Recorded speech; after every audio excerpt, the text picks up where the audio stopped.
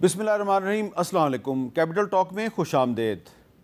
ये जो हालिया बारिशें हैं, इन बारिशों की वजह से जो सैलाब है वो गिलगित बल्तिस्तान, आज़ाद कश्मीर और खैबर पख्तूनख्वा के मुख्तलिफ़ इलाक़ों में तबाही फैलाने के बाद अब पंजाब में दाखिल हो चुका है।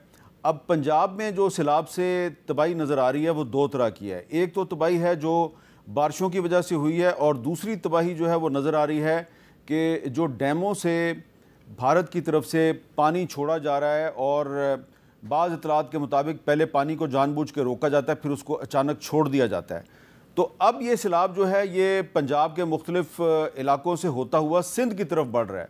तो पंजाब में इस सैलाब ने किन किन इलाक़ों को ज़्यादा मुतासर किया है, और पंजाब के बाद ये सैलाब जब सिंध में दाखिल होगा तो वहाँ पर इसको कैसे टैकल किया जाएगा, इससे निपटने के लिए क्या इक़दामात हैं, तो इस पर आज हम गुफ्तगू करेंगे वफाक इत्तलात व नशरियात अताउल्लाह तारड़ साहब से, क्योंकि वो बराह रास्त ये सारी सूरत हाल जो है उससे लिंक्ड भी हैं, और कल से वो पूरी कौम को इस बारे में बाखबर भी रखने की कोशिश कर रहे हैं। बहुत बहुत शुक्रिया अताउल्लाह तारड़ साहब।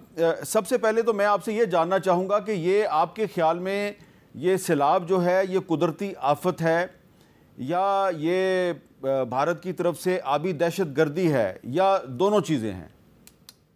बहुत शुक्रिया मीर साहब। देखिए, इस दफ़ा जो मॉनसून की स्पेल्स हैं एक गैर मुतवक्के रही, क्लाउड बर्स्ट देखने में आए, और बारिशों का सिलसिला अगर आप कराची में देखें तो कराची में इतना मींह बरसा कि वो कराची पूरा जो है वो इनंडेट हो गया, फ्लड हो गया, अर्बन फ्लडिंग आई। तो देखिए वहाँ तो कोई बॉर्डर से पानी नहीं आ रहा था।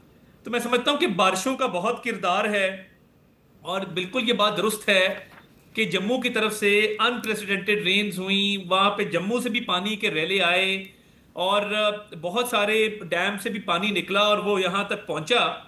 मैं समझता हूँ कि एक ओवरऑल सूरत हाल ऐसी थी जिसके अंदर एक बारिशों का सिलसिला बढ़ जाना, क्लाउड बर्स्ट का हो जाना, जिससे एडिशनल फैक्टर्स जो थे उसकी वजह से रिवर फ्लोज बहुत बड़े हैं। और पंजाब के 3 दरिया, जिसमें सतलुज है, जिसमें रावी है, जिसमें चिनाब है, इन 3 के अंदर एक फ्लडिंग की सिचुएशन पैदा हुई। रावी के अंदर जसड़ के मकाम पर, उससे आगे अब शदरा में सिचुएशन काफ़ी हद तक नॉर्मल है। इसी तरह अगर आप सतलुज को देखें तो गंडा सिंह वाला पे, कसूर वाले इलाके में पानी जो है वो फसलों में भी गया, घरों में भी गया। उससे आगे अभी तक बहुत ऊंचे दर्जे का सैलाब नहीं है, मगर जो बहुत एक क्रिटिकल सिचुएशन थी वो देखने में आई हेड मराला से आगे, चिनाब के ऊपर, हेड खानकी के ऊपर 10 लाख क्यूसेक क्रॉस किया, और फिर इंतज़ामिया को और मकामी हुकाम को आगे जाकर उसको ब्रीच करना पड़ा कादराबाद के लेवल पे। तो कादराबाद की जो आबादियाँ थी वो इनखला भी कराया गया, ब्रीच भी हुआ। अब वो पानी का फ्लो वहाँ पे स्ट्रेस कम हो रहा है, और अगले 24 से 36 घंटे के दौरान ये हेड तरीमू पे पहुँचेगा। वहाँ पे भी पेशगी इतला दे दी गई है, और फ्लो ऑफ वाटर को मॉनिटर भी किया जा रहा है। तो मैं समझता हूँ कि बिल्कुल एक रात से पूरी इंतजामिया भी लगी हुई थी, हम भी लगे हुए थे। वज़ीर आज़म ने भी आज एक मीटिंग की, कल भी की, वो रोज़ाना की बुनियादों पे अपडेट भी ले रहे थे। NDMA का, PDMS के साथ भी रब्ता था, और मैं समझता हूँ कि बर वक्त और पेशगी इतला से इनखला मुमकिन हुआ, जिससे 2 लाख अफराद रेस्क्यू हुए, और अभी तक अल्हम्दुलिल्लाह कैजुअल्टी कोई भी नहीं है। अच्छा तारड़ साहब, जो वफाकी वज़ीर मनसूबाबंदी है एहसन इकबाल साहब जो है वो अभी भी नारोवाल में, अभी थोड़ी देर पहले भी वो उनके कुछ मैसेजेस जो हैं वो मुझे मौसूल हुए हैं। उन्होंने इस सारी सूरत हाल के बारे में एक बड़ी अहम बात की है, ज़रा वो आप भी सुन लें। मैं नारोवाल में हूँ, और हमारे यहाँ तारीख का बदतरीन सैलाब का सामना है। तकरीबन 2,60,000 क्यूसेक से ज़्यादा रावी में भारत की तरफ से पानी दाखिल हुआ है, जिसने बहुत वसी पैमाने पर तबाही फैलाई है। और यूँ लगता है कि जैसे दानिस्ता तौर पे भारत की तरफ से पानी जमा करके और रेलों की सूरत में छोड़ा जा रहा है, ताकि पाकिस्तान के अंदर इससे ज़्यादा तबाही हो, और ये भारत की तरफ से پانی کو ایک ہتھیار اور جارحیت کے طور پہ استعمال کرنا بہت ہی قابل مذمت ہے۔ جی طارق صاحب، یہ میں آپ سے پوچھنا چاہ رہا ہوں کہ کیا واقعی آپ سمجھتے ہیں کہ بھارت کی طرف سے پانی کو ایک ہتھیار کے طور پہ استعمال کیا جا رہا ہے، واٹر بم کے طور پہ استعمال کیا جا رہا ہے؟ دیکھیے اسد اقبال صاحب نے ایک بات کی جن کی ہو سکتا ہے ان کے پاس کریڈیبل ایویڈنس موجود ہو اور وہ موقع پہ موجود ہیں، تو ان کے پاس کوئی کریڈیبل انفارمیشن بھی ہو اور مستند ذرائع سے ان کے پاس یہ خبر ہو۔ دیکھیے میں نے جو اوورآل ایک رین کا پیٹرن دیکھا اور ہم آج این ڈی ایم میں بھی موجود تھے، میں تو سمجھتا ہوں کہ جو ایکسٹرا آرڈنری بارش ہوئی ہے تو obviously جہاں پہ ہم نے اپنے سپل ویز کھولے ہیں تربیلا کے، منگلا کے، تو وہ ایک نیچرل کانسیکوینس ہوتا ہے کہ ایک ڈیم کی ایک کیپیسٹی ہوتی ہے پانی کو ہولڈ کرنے کی، اس کے بیونڈ پھر سپل ویز کھولے جاتے ہیں۔ تو غیر معمولی بارش کا ہونا، کلاؤڈ برسٹ کا ہونا، اس پورے خطے میں اس چیز نے ایک امپیکٹ کیا ہے جس کے نتیجے میں اربن فلڈنگ بھی ہوئی ہے اور ریورائن فلڈنگ بھی ہوئی ہے۔ تو یہ موسمیاتی تبدیلی کا ایک آگے سے نتیجہ ہے اور ایفیکٹ ہے جس کے نتیجے میں یہ آج ہوا ہے۔ میں تو اس پہ کیونکہ بڑی دیر سے اس کو فالو کر رہا تھا، میرا اس پہ یہ بڑا ایک کنسیڈرڈ اوپینین ہے کہ موسمیاتی تبدیلی، کلاؤڈ برسٹ، غیر معمولی بارشوں کا ہونا اور obviously ڈیمز کا بھر جانا، سپل ویز کا کھلنا، یہ تمام چیزیں اس میں کنٹریبیوٹ کرتی ہیں۔ اچھا اب یہ بتائیں کہ پنجاب کے کون کون سے علاقے جو ہیں وہ اس سیلاب سے زیادہ متاثر ہوئے ہیں اور ابھی تک وہاں پر جو امدادی سرگرمیاں ہیں وہ جاری ہیں؟ جی امیر صاحب تھینک یو ویری مچ۔ اس میں دیکھیے جو راوی کا اگر آپ دیکھیں اوورآل، جسر سے آگے شدرہ پہ ایک میڈیم ٹو ہائی لیول کا فلڈ تھا، وہاں پہ کچھ آبادیاں زیر آب آئیں، اور دیکھیے اس میں ایک آگاہی کی بڑی ضرورت ہے کہ جن سالوں میں سیلاب نہیں آتے اور اللہ تعالیٰ ہمیں محفوظ رکھتے ہیں تو ہم دریاؤں کے کناروں پر، دریا کے جو ایک دریائی علاقہ ہوتا ہے اس میں تعمیرات بھی کر دیتے ہیں، فصلیں بھی لگا لیتے ہیں، اور سب سے پہلے وہ علاقہ زیر آب آتا ہے۔ تو اس چیز کی بھی ضرورت ہے کہ بڑی اسٹرکٹ انفورسمنٹ کی جائے کہ دریائی علاقے میں، دریا کے کنارے کوئی تعمیرات نہ ہوں، فصلیں نہ لگانے دی جائیں۔ تو یہ بھی ایک حکمت عملی ہونی چاہیے۔ تو شدرہ پہ بھی ابھی سچویشن انڈر کنٹرول ہے۔ ستلج کا جیسے میں نے کہا، گنڈا سنگھ والا کا ایریا، قصور کا، پتوکی کا، وہ سارا ایریا جو ہے اس میں بھی پانی آیا، اور وہاں پہ بھی ایک میڈیم ٹو ہائی لیول کا فلڈ تھا جس کو امدادی کارروائیوں کے ذریعے لوگوں کا انخلا ممکن بنایا گیا۔ اور جو آج تھوڑی ڈینجرس سچویشن پیدا ہوئی وہ چناب پہ ہوئی، ہیڈ خانکی کے مقام پر جو وزیر آباد ہے وہاں پر، اور ادھر بھی انخلا بھی کیا گیا، اور کچھ فاصلہ ہے خانکی کا اور قادر آباد کا۔ تو خانکی اور قادر آباد کے درمیان انتظامیہ نے بریچ بھی کیا اور پانی کو جو ہے وہ ایک اور رستے سے چینل کیا باہر، جس سے اس پہ سٹریس کم ہوا۔ تو قادر آباد پہ جو ایک خدشہ کا اظہار کیا جا رہا تھا کہ خدا نخواستہ کوئی سٹرکچرل ڈیمیج ہوگا، اس سے کافی بچت ہوئی۔ اور قادر آباد پہ بھی اس وقت as we speak 10 lakh cusec کا فلو ہے، جو کہ ایک ایکسیپشنلی ہائی فلو ہے۔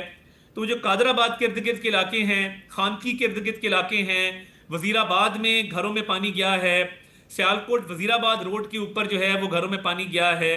اس کے علاوہ جو بارشوں سے افیکٹ ہوا ہے ایریا، وہ سیالکوٹ کا ایریا، سیالکوٹ شہر شامل ہے، نارووال کا ایریا بہت بری طرح افیکٹ ہوا ہے، اور نارووال میں بھی آپ نے دیکھا کہ جو مختلف نالے ہیں ان میں بھی طغیانی آئی۔ سیالکوٹ میں بھی نالا پھلکو جو ہے، اس کے بعد نالا ایک، نالا ڈیک، یہ سارے نالوں کے اندر طغیانی دیکھنے میں آئی۔ ظفروال کے اندر ایک پل ٹوٹا۔ تو یہ تمام ایریاز ہیں جو ونریبل ہیں، مگر اللہ تعالیٰ کا شکر ہے کہ بر وقت اطلاع کی وجہ سے، اور این ڈی ایم اے کی اچھی کوارڈینیشن تھی پی ڈی ایم اے کے ساتھ، اور ایک کانسٹنٹ وزیر اعظم بھی کئی ہفتوں سے مانیٹر کر رہے تھے، انخلا ممکن ہوا۔ اور شکر ہے کہ کوئی جانی نقصان ابھی تک رپورٹ نہیں ہوا، اللہ تعالیٰ سب کو محفوظ رکھے۔ مگر ابھی بھی غیر معمولی صورتحال ہے جس سے مقامی انتظامیہ، صوبائی حکومت، وفاقی حکومت نمٹ رہی ہے۔ مگر جب کے پی میں بنیر میں یہ معاملہ ہوا تو وزیر اعظم نے بڑے واضح الفاظ میں کہا کہ یہ میرا تیرا کی بات نہیں ہے، ہم سب ایک ہیں، اور نیشنل رسپانس ہے، ایک قدرتی آفت ہے جس سے ہم سب مل کے ڈیل کریں گے اور انشاءاللہ تعالیٰ اوور کم کریں گے۔ اطاولہ طارق صاحب، اب یہ سیلاب جو ہے اس کا پانی سندھ کی طرف بڑھ رہا ہے، اور آپ دیکھ رہے ہوں گے کہ بہت سے جو کراچی کے اور حیدرآباد کے، لاڑکانہ کے جو لوگ ہیں، اور خاص طور پہ جو سیاستدان ہیں، وہ کافی پریشان نظر آ رہے ہیں کہ یہ سیلاب اب پنجاب سے ہوتا ہوا سندھ کی طرف آ رہا ہے.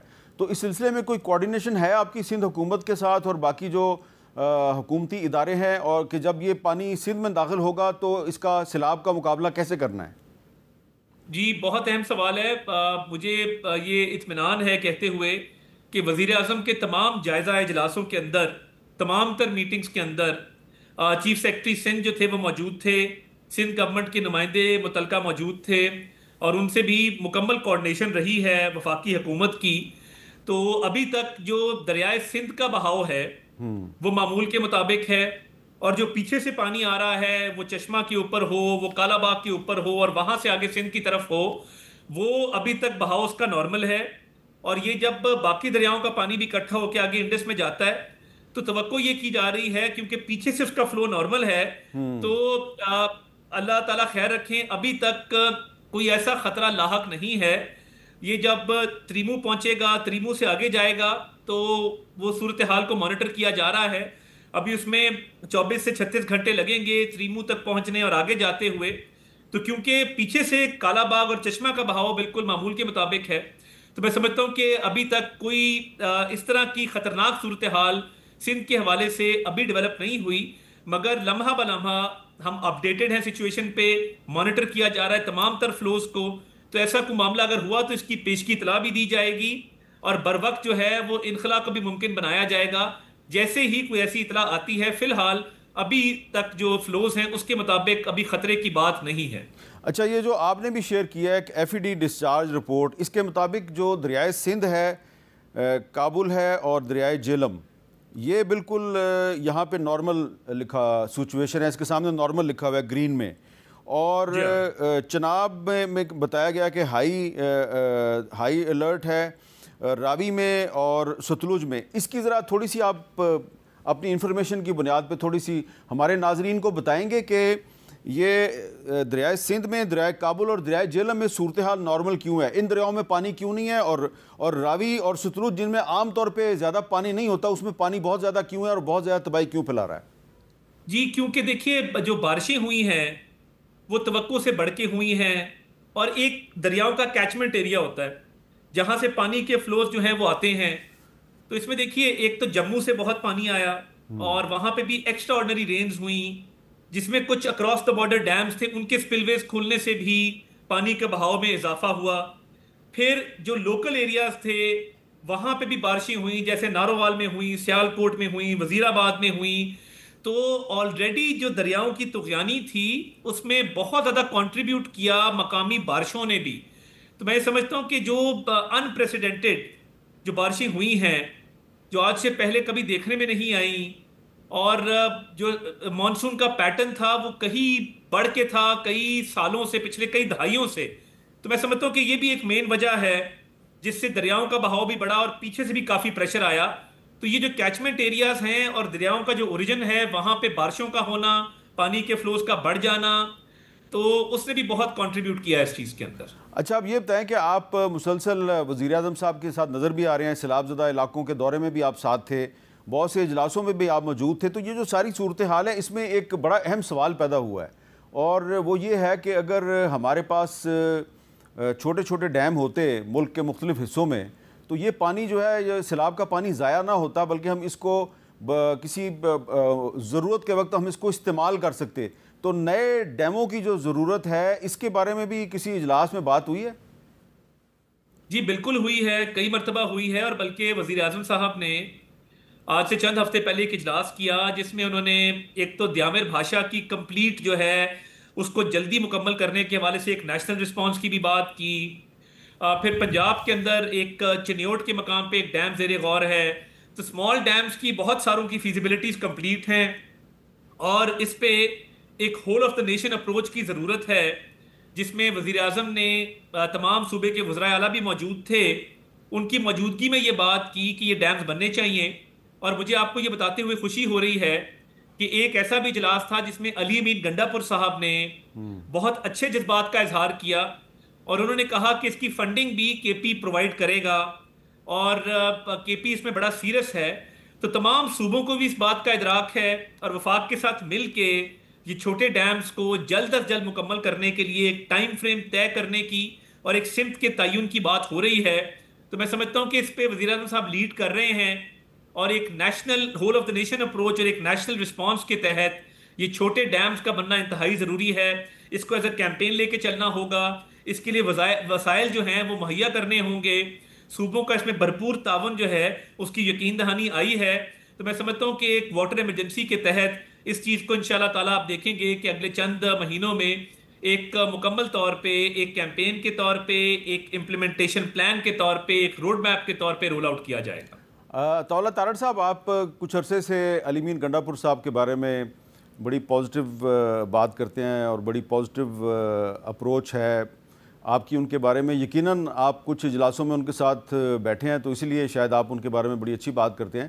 لیکن یہ کیونکہ اب سیلاب کی صورتحال پہ ہم بات کر رہے ہیں اور آپ نے علی مین گنڈا پور صاحب کا ذکر خیر کر دیا، تو ایک سوال میں یہ بھی آپ سے کرنا چاہتا ہوں کہ یہ کیا سیلاب کی جو صورتحال ہے، اس صورتحال میں آپ نہیں سمجھتے کہ حکومت کو اور تحریک انصاف سمیت دیگر جو اپوزیشن پارٹیاں ہیں ان کو کم از کم مل جل کے چلنا چاہیے؟ کیونکہ یہ آج تو بہت سے جو ہے نا تحریک انصاف کے جو ممبرز ہیں پارلیمنٹ کے جو مختلف سٹینڈنگ کمیٹیوں میں تھے، تو انہوں نے آج استعفے دے دیے ہیں اور یہ بھی اشارہ دے رہے ہیں کہ آنے والے دنوں میں وہ اسمبلیوں سے بھی استعفے دے سکتے ہیں. تو یہ جو صورتحال ہے اس کو آپ کیسے دیکھتے ہیں؟ دیکھیے، میں تو سمجھتا ہوں کہ ان کو استعفے نہیں دینے چاہیے اسٹینڈنگ کمیٹی سے، اور بڑی یوزفل انپٹ آتی ہے. میں ہمیشہ اسٹینڈنگ کمیٹی میں جاتا ہوں تو میں آپ کو مثال دے سکتا ہوں کہ بیرسٹر علی ظفر صاحب ہیڈ کرتے ہیں سینٹ کی اسٹینڈنگ کمیٹی، اور میں ان کی عزت تکریم میں ہمیشہ ان کے ہر اجلاس میں شریک ہوتا ہوں، اور جو وہ حکم وہاں پہ کرتے ہیں ہم اس کی مکمل طور پہ کمپلائنس دیتے ہیں ان کو. اور نیشنل اسمبلی کی اسٹینڈنگ کمیٹی میں بھی جتنے لوگ پی ٹی آئی کے شریک ہیں اطلاعات و نشریات کے حوالے سے، وہ بڑی اچھی انپٹ دیتے ہیں ہمیشہ، اور ہم کوشش کرتے ہیں کہ وہاں پہ ان کی تمام تر جو تحفظات ہیں ان کو ایڈریس کیا جائے، ان سے گفت و شنید کی جائے. تو یہ بہت ضروری ہے. اور جس طرح سیلاب کے معاملے پہ ہم تمام پروونشل گورنمنٹ کے ساتھ مل کے کام کریں بلا تفریق کہ کس کی کہاں پہ حکومت ہے، تو اسی طرز پر میں سمجھتا ہوں کہ یہ اسٹینڈنگ کمیٹیز کا بڑا اہم کردار ہے. تو یہ ان کو نظر ثانی کرنی چاہیے اسٹینڈنگ کمیٹی سے استعفوں کے اوپر. اور دیکھیے ہاؤس کے اندر بھی ایک اپوزیشن اور گورنمنٹ مل کے ہاؤس کو چلاتے ہیں. اسپیکر صاحب نے بھی بہت سپیس دی ہے، چیئرمین سینٹ بھی بہت ایک بیلنس طریقے سے معاملات کو چلاتے ہیں. تو میرا تو بطور سیاسی ورکر یہ خیال ہے کہ یہ استعفے نہیں ہونے چاہیے اسٹینڈنگ کمیٹی اور اسمبلیوں سے، اور ان کو ضرور شریک ہونا چاہیے، پروسیس کا حصہ ہونا چاہیے. اور ہم بھی اس چیز کے خواہش مند ہیں کہ ان سے ہم بات چیت کریں اور ہاؤس کا جو بزنس ہے، اسٹینڈنگ کمیٹیز کا جو بزنس ہے، اس کو مل جل کے چلائیں تاکہ یہ معاملات آگے بڑھتے رہیں. جیسا کہ آپ کا بھی جو تعلق ہے کیسے علاقے سے ہے، وہاں پر بھی مجھے پتہ ہے کہ کافی پانی آیا ہوا ہے، اور یہ جو بہت سے جو تحریک انصاف کے رہنما ہیں جنہوں نے مختلف اسٹینڈنگ کمیٹیوں سے آج استعفے دیے ہیں، وہ ہم ان کے استعفے اسکرین پہ دکھا بھی رہے ہیں، تو ان کے علاقوں میں بھی کافی پانی آیا ہے، ان کے علاقوں میں بھی کافی نقصان ہوا ہے.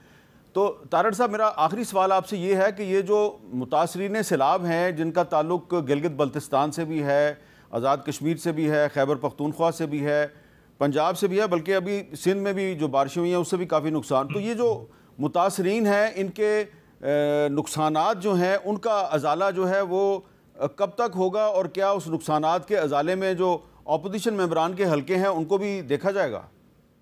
دیکھیے، ایک تو وزیر اعظم نے واضح کر دیا کہ جو نقصانات کا ازالہ ہے، تخمینہ ہے، اس میں نہ پولیٹیکل پارٹی دیکھی جائے گی، نہ کوئی اور چیز دیکھی جائے گی، صرف دیکھا جائے گا کس کا نقصان ہوا ہے اور کتنا ہوا ہے.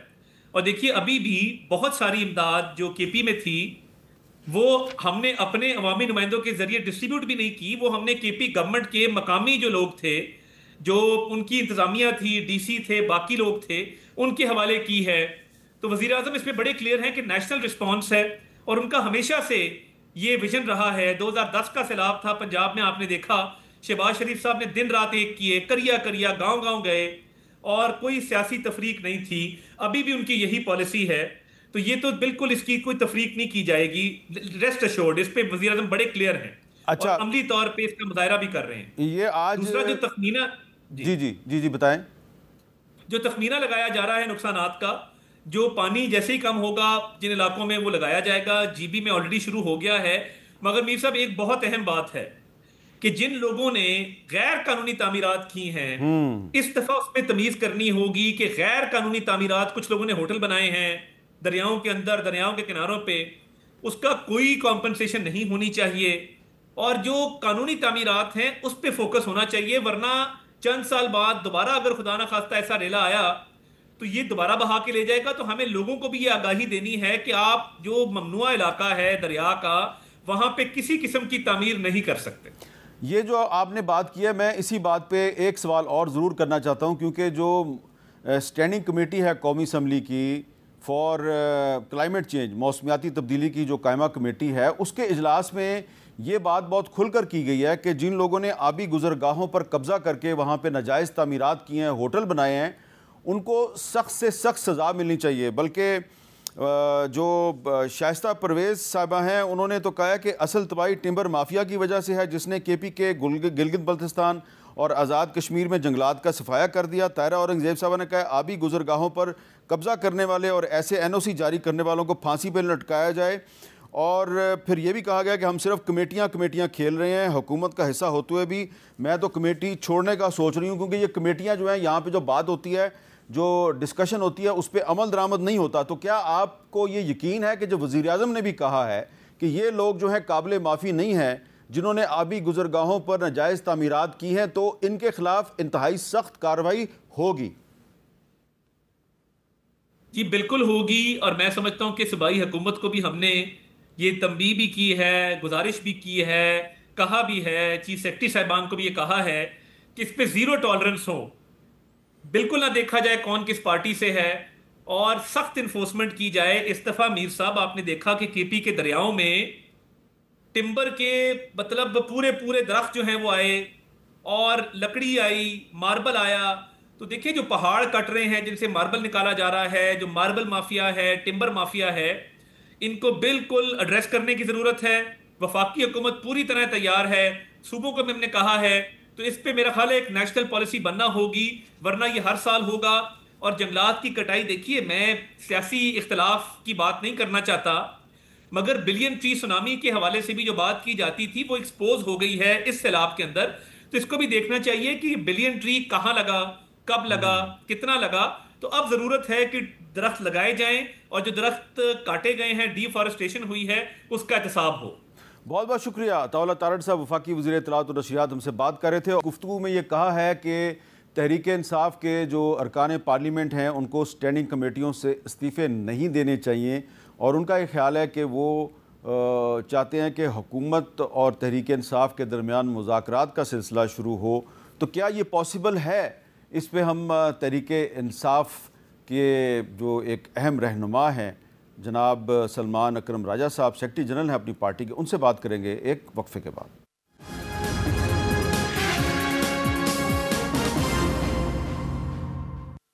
کیپٹل ٹاک میں خوش آمدید۔ ہمارے ساتھ موجود ہیں پاکستان تحریک انصاف کے سیکرٹری جنرل جناب سلمان اکرم راجہ صاحب۔ راجہ صاحب بہت بہت شکریہ۔ سب سے پہلے جو اس وقت ملک کی صورتحال ہے، اس کے حوالے سے سوال یہ ہے کہ سیلاب کے باعث ہر طرف تباہی پھیلی ہوئی ہے، خاص طور پہ پنجاب کے بہت سے علاقے جو ہیں وہ زیر آب ہیں، لیکن نظر یہ آ رہا ہے کہ اس سیلاب کے باوجود جو حکومت اور پاکستان تحریک انصاف کے درمیان جو کشیدگی ہے وہ کم نہیں ہو پا رہی، اور بظاہر تو فیڈرل منسٹرز جو ہیں وہ یہ کہتے ہیں جی کہ ہم اپوزیشن کو ساتھ لے کے چلنا چاہتے ہیں۔ طاولہ تارڑ صاحب بھی یہی کہہ رہے تھے تھوڑی دیر پہلے ہمیں کہ ہم جناب ان کو ساتھ لے کے چلنا چاہ رہے ہیں، لیکن کیا وجہ ہے؟ آپ کو کیا لگتا ہے کہ اس سیلاب کے باوجود پاکستان تحریک انصاف کہہ رہی ہے کہ ہم پارلیمنٹ کی جو اسٹینڈنگ کمیٹیاں وہاں سے مستعفی ہو جائیں گے، تحریک چلائیں گے، تو یہ کشیدگی کم ہوتی ہوئی کیوں نظر نہیں آ رہی؟ دیکھیں، کشیدگی اس لیے کم نہیں ہو پا رہی کہ کوئی سنجیدگی نہیں ہے حکومت کی جانب سے۔ اس سب کے باوجود ملک پر ایک ابتلا کا دور ہے، سیلاب ہے، لوگ بے گھر ہیں، قیمتی جانیں ضائع ہو رہی ہیں، لیکن آپ دیکھیے اس کے ساتھ ساتھ جو حملہ ہے پاکستان تحریک انصاف پہ وہ بدستور جاری ہے۔ میری کل ہمارے صاحبزادہ حامد رضا جو سنی اتحاد کونسل کے سربراہ ہیں، ان سے بات ہو رہی تھی۔ ان کی سیٹ جو ہے ناحق ان سے چھینی گئی ہے، ان کو ناحق نااہل کیا گیا ہے، 10 سال سزا دی گئی ہے، لیکن ان کے حلقے میں جو جبر کی صورتحال ہے، جس طرح یونین کونسل لیول پہ جبر ہو رہا ہے، لوگوں کو اٹھایا جا رہا ہے، مارا پیٹا جا رہا ہے، ان کے خاندان کے لوگوں کے خلاف مقدمے بنائے جا رہے ہیں، نوٹس دیے جا رہے ہیں، پراپرٹیوں کو کرک کیا جا رہا ہے، یہ سب کچھ سامنے رکھتے ہوئے ہی ہم نے فیصلہ کیا، عمران خان صاحب نے فیصلہ کیا کہ اس ڈھکوسلے میں ہم حصے دار نہیں بنیں گے، بائی الیکشن ہم نہیں لڑیں گے۔ ان کی نشست بالکل جیتی ہوئی نشست ہے، ان کی خاندان کے حوالے سے وہاں سیاست ہے جو کئی دہائیوں پر پھیلی ہوئی ہے، لیکن جو صورتحال اس وقت پیدا کر دی گئی ہے وہ اس بات کا تقاضا کرتی ہے کہ ہم ایک دو ٹوک فیصلہ کریں اور عوام کو بتائیں کہ یہاں کیا ہو رہا ہے۔ اسی طرح جو قومی اسمبلی کی کمیٹیاں ہیں، آپ دیکھیے ہیومن رائٹس کمیٹی کے سربراہ بھی صاحبزادہ حامد رضا ہیں، اور اس عرصے میں پچھلے 1.5 سال میں انہوں نے لاتعداد رولنگز دی ہیں۔ ملک میں جو اس وقت صورتحال ہے انسانی حقوق کی، آزادی اظہار کی، جان و مال کی، چادر چار دیواری کی، اس حوالے سے انہوں نے پولیس اہلکاروں کو طلب کیا ہے، لیکن ان کے احکامات کو ردی کی ٹوکری میں پھینکا گیا ہے۔ تو یہ ملک اس وقت مکمل طور پہ جبر کے تحت چل رہا ہے، کسی پارلیمانی کمیٹی، کسی جمہوری رویے کی کوئی اس وقت جگہ نہیں ہے اس ملک میں۔ تو ہم پاکستان کے عوام کے سامنے کھڑے ہیں، پاکستان کی عوام کو، اللہ تعالیٰ کو ہم جواب دیں ہیں، اور ہم بڑی وضاحت سے یہ کہہ رہے ہیں کہ ہم اس ڈھکوسلے کا، اس ایک مذاق کا حصہ نہیں بنیں گے۔ وہ نیشنل اسمبلی کی کمیٹیاں ہوں یا وہ ایک ایسا بائی الیکشن ہو جس کا نتیجہ پہلے سے مرتب کر دیا گیا ہے۔ تو سلمان اکرم رائے صاحب، آپ کو لگتا نہیں کہ اگر آپ لوگ ضمنی الیکشن نہیں لڑیں گے تو اس کا تو فائدہ حکومت کو ہوگا، اور ان کے آدمی جو ہیں ان کے امیدوار جیت جائیں گے، اور اسمبلی میں ان کی جو عددی اکثریت ہے اس میں مزید اضافہ ہو جائے گا؟ دیکھیں، یہ فارم 47 کا دور ہے، مت بھولیے 8 فروری اور 9 فروری کی رات جو ہوا، جو ایک اندوناک واقعہ ہوا، یہ اس پہ کھڑا ایک نظام ہے، جھوٹ پہ کھڑا نظام ہے، لوٹ پر کھڑا نظام ہے۔ تو اس سے آپ کو توقع ہے کہ وہ بائی الیکشن فارم 47 کے علاوہ ہونے دیں گے؟ یہ صرف یہ چاہتے تھے کہ ہم شامل ہوں اس عمل میں، تاکہ دنیا کو یہ کہیں، اپنی خود فریبی میں خود مبتلا رہیں کہ ملک میں جمہوریت ہے، جمہوری عمل ہے، الیکشن ٹھیک ٹھاک ہو رہے ہیں، سیاسی جماعتیں ان الیکشنز میں حصہ لے رہی ہیں، جبکہ کچھ بھی ایسا نہیں ہو رہا۔ یا صرف ایک سراب ہے، اس کے پیچھے لوٹ ہے، اس کے پیچھے جھوٹ ہے، اس کے پیچھے فریب ہے۔ حقیقت یہی ہے کہ ملک میں ایک ہی اس وقت قانون ہے، اور وہ جبر کا قانون ہے۔ اس کے علاوہ نہ جمہوریت ہے، نہ کوئی اور قانون ہے۔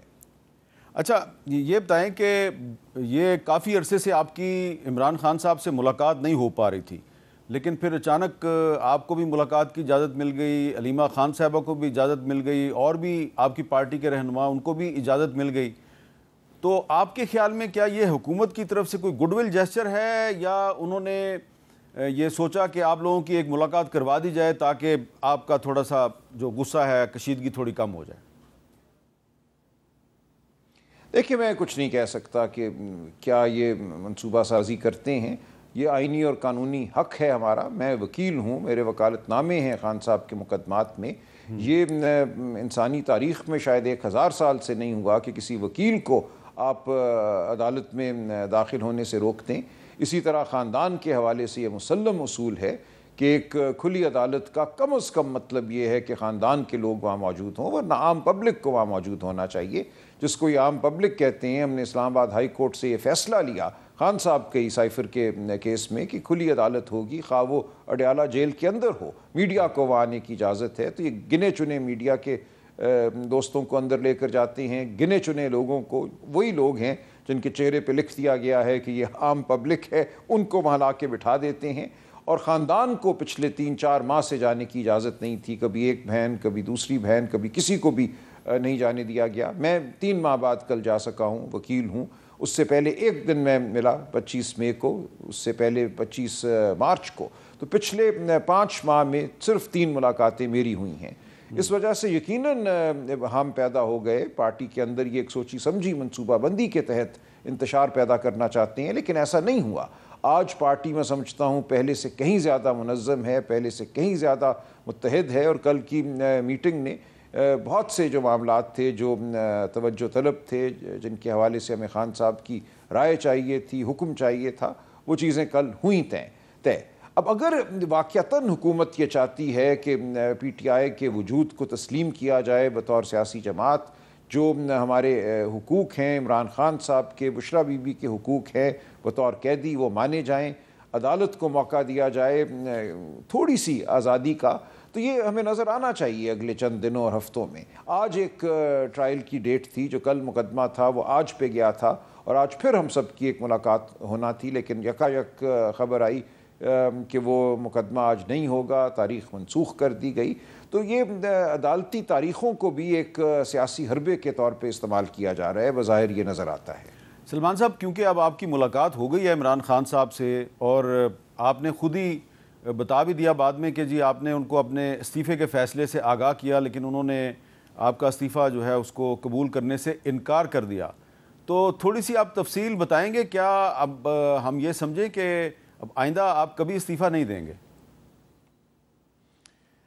دیکھیے، جو خان صاحب نے ہدایت کی ہے میں ان کا شکر گزار ہوں، جو انہوں نے اعتماد کا اظہار کیا ہے، تو میں انشاءاللہ کھڑا رہوں گا۔ میں بالکل ایک نظریے اور ایک اصول کی خاطر کھڑا ہوں، جہاں میں کھڑا ہوں لڑتا رہوں گا۔ مجھے جب بند کر دیں گے کسی حکومت خانے میں یا جیل میں تو اس وقت دیکھیں گے کیا صورتحال پیدا ہوتی ہے، لیکن جب تک مجھے آزادی حاصل ہے میں بولتا بھی رہوں گا، اور میں ہر جگہ جاؤں گا جہاں ابتلا ہے، جہاں لوگ مصیبت میں ہیں، وہ خواہ ہمارے مزدور ہوں فیصل آباد میں جو کئی ہفتوں سے وہاں ہڑتال کیے ہوئے ہیں، وہ سندھ کے ہاری ہوں جہاں غربت ایسی ہے جو شاید 5000 برس میں نہیں بدلی، اور وہاں عمارت بھی ایسی ہے، محل ہیں، محلات ہیں اندرون سندھ میں، اور ان محلات کے سائے میں لوگ اس طرح زندگی جی رہے ہیں جو شاید وہ 5000 سال پہلے بھی نہ جیتے ہوں۔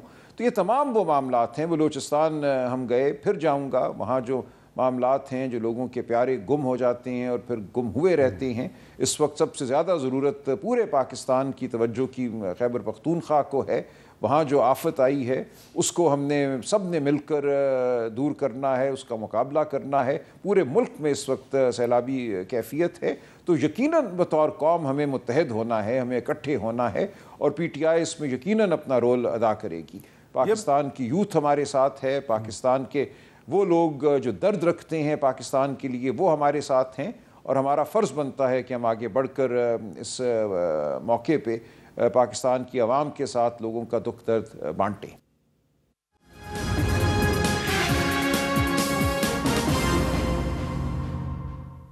کیپٹل ٹاک میں دوبارہ خوش آمدید۔ تحریک انصاف کے سیکرٹری جنرل سلمان اکرم راجہ صاحب کے ساتھ ہم گفتگو کر رہے ہیں۔ سلمان صاحب، یہ بتائیں کہ عمران خان صاحب کے ساتھ ملاقات میں یہ بھی ہمیں پتہ چلا کہ انہوں نے کہا کہ پشاور میں ایک جلسہ کیا جائے، جس کی تیاری شروع ہو گئی ہے۔ پشاور میں جلسہ کرنے کی کیا اہم وجہ ہے، اور اس سے آپ کیا میسیج دینا چاہتے ہیں؟ دیکھیں، یہ پاکستان کی عوام کو ایک دعوت ہوگی، پورے ملک کی عوام کو، کہ وہ اظہار کریں اپنی جمہوریت سے وابستگی کا، شرافت سے اپنی وابستگی کا۔ اس ملک میں جو اس وقت حالت ہے چادر چار دیواری کی، جو شرافت کا میں سمجھتا ہوں تصور ہے، اس کو تار تار کر دیا گیا ہے، قانون اور آئین کے اوپر حملہ ہے۔ تو ہم پورے پاکستان کو دعوت دیں گے، یہ ایک عوامی جرگہ ہوگا، یہ ایک شہر جمہوریت ہوگا جو ہم بسائیں گے۔ اور خیبر پختونخوا میں اس لیے کہ وہاں پہ فسطائیت کم ہے نسبتاً، دیکھیں جو کچھ وہاں بھی ہمیں کوئی یقین نہیں کہ کیا ہوگا، ادھر بھی اگر لوگوں پہ حملہ کرنا ہوا، لاٹھیاں برسانی ہوئی، گولیاں چلانی ہوئی تو یہ کر سکتے ہیں، لیکن اس وقت باقی ملک میں جو صورتحال ہے وہ انتہائی افسوسناک ہے، وہ بربریت کی ایک شکل ہے جو ہم پر مسلط ہے اس وقت۔ جو کچھ بھی اس ملک میں ہو رہا ہے میں سمجھتا ہوں وہ نہیں ہونا چاہیے، وہ قائد اعظم اور علامہ اقبال کے خواب کی ہرگز تعبیر نہیں ہے۔ تو ہم علامہ اقبال کی بات کریں گے، ہم قائد اعظم کی بات کریں گے، ہم اپنی روایات کی بات کریں گے۔ ہماری روایات جمہوری روایات ہیں، لیکن حضرت عمر فاروق سے سوال ہو سکتا تھا، وہ خلیفہ وقت تھے، طاقت کا منبع تھے، کہ آپ کا کپڑا جو ہے، یہ سطر جو ہے کہاں سے آئی۔ یہ ہماری روایت ہے، یہ ہمارے شعور میں ہے، ہمارے تحت شعور میں ہے۔ ایک آزاد عدلیہ کی روایت ہے، ہم اس کی بات کریں گے۔ کیوں ابو حنیفہ نے قاضی القضاء بننا قبول نہیں کیا؟ کیوں ان کو ڈر تھا کہ خلیفہ ان پر دباؤ ڈالے گا کہ اس کی مرضی کے فیصلے کیے جائیں، اس لیے انہوں نے ٹھکرا دی وہ آفر جو ان کو ہوئی۔ امام حنبل کیوں جیل گئے؟ کیونکہ ان کو اپنی فکری دیانت عزیز تھی، انہوں نے کوڑے کھائے۔ یہ ہے ہمارا ماضی، یہ ہے ہماری روایت۔ ہم ان سب چیزوں کی بات کریں گے اور کرتے رہیں گے۔ جمہوریت، آزاد عدلیہ ہماری سرشت میں ہیں، اور ہم ہرگز آزاد عدلیہ اور جمہوریت کی مانگ سے پیچھے نہیں ہٹیں گے۔ یہ آپ نے امام ابو حنیفہ صاحب کا بہت اچھا حوالہ دیا، کیونکہ ان کو بھی چیف جسٹس بنانے کی آفر ہوئی تھی اور انہوں نے انکار کر دیا تھا، جس پہ ان کو کوڑے مارے گئے تھے۔ لیکن میں آپ سے یہ جاننا چاہتا ہوں سلمان اکرم راجہ صاحب کہ اس وقت آپ کیونکہ عمران خان صاحب کے وکیل بھی ہیں، آپ نے انفارمیشن کلیکٹ کی ہے کہ کتنے مقدمے ہیں عمران خان صاحب پر اور ان کی نوعیت کیا ہے؟ کیونکہ جو سپریم کورٹ آف پاکستان کی طرف سے کچھ مقدمات میں ان کی جو ضمانت لی گئی، حالانکہ ان کا ٹرائل لوئر کورٹس میں بھی چلنا ہے، اس کے بعد آپ نے جو پریس کانفرنس کی اس میں آپ کافی پر امید نظر آ رہے تھے، بڑے آپٹمسٹک تھے۔ تو کیا آپ تھوڑا سا ہمیں بتائیں گے کہ عمران خان صاحب پر کتنے مقدمے ہیں، کتنے مقدمات فارغ ہو چکے ہیں، کتنے مقدمات میں ان کی ضمانت ہو چکی ہے، کتنے میں ٹرائل چل رہا ہے، اور کتنی امید ہے آپ کو پاکستان کی عدالتوں سے انصاف کی؟ دیکھیں، خان صاحب پر تقریباً 200 مقدمے ہیں، لیکن ان میں سے بیشتر مقدمے جو ہیں وہ آپ دیکھیے وہی جو 2 پولیس کے ملازمین ہیں، جو چکری میں کہیں چھپ کے کھڑا ہوا تھا کرسی کے پیچھے، جو زمان پارک میں کہیں میز کے نیچے دبکا ہوا تھا، ان کی شہادت پر بنائے گئے ہیں۔ پورے ملک میں جہاں کہیں کچھ ہوا 9 مئی کو انہوں نے عمران خان پہ ایک مقدمہ بنا دیا، تو یہ مذاقہ خیز قسم کے مقدمے ہیں۔ تو 70-80 مقدمے تو میں سمجھتا ہوں در حقیقت ایک ہی مقدمہ ہیں۔ اسی طرح 26 نومبر کے حوالے سے ان پہ 40-50 مقدمے ہیں، وہ بھی در حقیقت ایک ہی مقدمہ ہے میری نظر میں، اور یہ بات ہم عدالت کے سامنے رکھیں گے کہ ان میں علیحدہ ٹرائل نہیں ہونی چاہیے، ایک ہی ٹرائل ہونی چاہیے۔ ان کو ہم کنسالیڈیٹ کرائیں گے یا کم از کم ایک مقدمہ چلائیں گے، باقیوں کو ہم سٹے کروائیں گے۔ یہ ایک ہے چیز جو ہم عدالت کے سامنے ان قریب رکھیں گے۔ ان مقدمات کے علاوہ جو مقدمات ہیں وہ یہی جو سو کالڈ القادر ٹرسٹ ہے 190 ملین پاؤنڈ والا، جہاں نہ ایک پیسے کا فائدہ ہوا خان صاحب کو یا بشرا بی بی کو، ایک پیسے کا سرکار کو نقصان نہیں ہوا، پیسہ ایک سپریم کورٹ کے اکاؤنٹ میں رہا، وہاں سے حکومت کے پاس آ گیا۔ تو کس قسم کا یہ مقدمہ ہے؟ اس کے علاوہ سائفر پہ ہم مقدمہ جیت چکے ہیں۔ ایک توشہ خانہ کا مقدمہ اس وقت چل رہا ہے کہ یہ جو گھڑی ہے اس کی قیمت اتنی تھی یا اتنی تھی، وہ ایف پی آر نے مقرر کی تھی قیمت، اس قیمت پہ انہوں نے خرید لی۔ اب یہ کہنا کہ اس کی در حقیقت قیمت یہ ہونا چاہیے تھی، تو ہماری نظر میں یہ سب لغو نوعیت کے مقدمات ہیں۔ اور جب بھی یہ مقدمات سپریم کورٹ میں آئے اور اگر ذرا سے بھی انصاف کے تقاضوں کو پورا کیا گیا تو یہ مقدمے ختم ہو جائیں گے۔ ہمیں اس کی جھلک ملی جو 8 مقدمات میں بیل ہوئی عمران خان صاحب کی، یہ باقی مقدمات بھی اسی نوعیت کے ہیں اور کوئی وجہ نہیں ہے کہ یہاں خان صاحب کو ریلیف نہ ملے۔ اس لیے ہم یہ سمجھتے ہیں کہ اس نظام کو سمجھ لینا چاہیے کہ جبر کی ایک حد ہوتی ہے، جبر کی ایک شیلف لائف ہوتی ہے، اس سے آگے وہ نہیں چل سکتا۔ یا تو آپ پورے ملک کو منہدم کر دیں، عدالتوں کو ختم کر دیں، مارشل لاء کا اعلان کر دیں، چوکوں میں ٹکٹکیاں لگا کر کوڑے مارنا شروع کر دیں، وکیل جج سب کو بند کر دیں۔ اگر آپ نے یہ نہیں کرنا، آپ نے اگر اس نظام کے ایک حیولے کو بھی زندہ رکھنا ہے تو کچھ اس کے بھی تقاضے ہیں، ان تقاضوں کو آپ کو پورا کرنا پڑے گا۔ پاکستان کی عوام ہوش مند عوام ہے۔ دیکھیے ہماری روایت ہے سوال کرنے کی، انگریز کے دور سے ہو رہا ہے، سڑکوں پہ چلنے کی، تحریک چلانے کی، سیاسی آزادی مانگنے کی۔ آپ اس روایت کو، اس رشت کو ختم نہیں کر سکتے۔ اور کسی ملک میں کچھ بھی ہو، لوگ کہتے ہیں کہ پاکستان کو سی سی کا مصر بنا دیا جائے گا، نہیں کوئی بنا سکے گا۔ سی سی کے مصر کی روایت کچھ اور ہے۔ ہمیں وہ کہتے ہیں کہ دیکھو فلاں ملک نے بڑی ترقی کی، وہاں بھی تو جبر ہے، کہاں ہے آزادی اظہار، کہاں ہے وہاں جمہوریت؟ ہوگا وہاں پہ کوئی نظام، لیکن ہمارا وہ نظام نہیں ہے، ہماری وہ روایت نہیں ہے، ہماری دینی روایت وہ نہیں ہے، ہماری علاقائی روایت وہ نہیں ہے، ہمارا ماضی قریب، ہمارا ماضی بعید جمہوریت پر مبنی ہے، سوال کرنے پر مبنی ہے۔ تو میں بار بار لوگوں کو یہ کہتا ہوں، التجا کرتا ہوں کہ خدا را اس ملک کے عوام پر رحم کرو، اس ملک کے عوام کو بھیڑ بکری مت سمجھو۔ تو اگر تو یہ نظام اسی طرح بضد رہا، पाकिस्तान की आवाम को भेड़ बकरी समझता रहा, ये समझता रहा कि हम भेजेंगे चंद लोगों को, रात 3 बजे किसी के घर में दाखिल होंगे, बच्चों को हरासा करेंगे, बीबियों को डराएं धमकाएंगे, किसी को उठा के ले जाएंगे और रावी लिखेगा कि सब अच्छा है, मुल्क में चैन ही चैन है, सुकून ही सुकून है। ऐसा नहीं होगा। तो इसलिए हम खड़े हैं अपनी जगह अखलाकी कुव्वत के साथ, रूहानी कुव्वत के साथ। बहुत बहुत शुक्रिया सलमान अकरम राजा साहब ने आखिर में रावी का। तो रावी जो है वो कई साल से चैन ही चैन लिख रहा था, लेकिन अब रावी में तुग़यानी आ चुकी है। रावी जो है वो अपने किनारों से बाहर निकल कर तबाही फैला रहा है। इसलिए रावी के बारे में चैन ही चैन की बात करने वाले जो हैं वो ये याद रखें कि रावी हमेशा चैन नहीं लिखता। रावी जो है वो मौसम बदले तो तबाही भी फैलाता है। इजाज़त दीजिए, अल्लाह हाफ़िज़।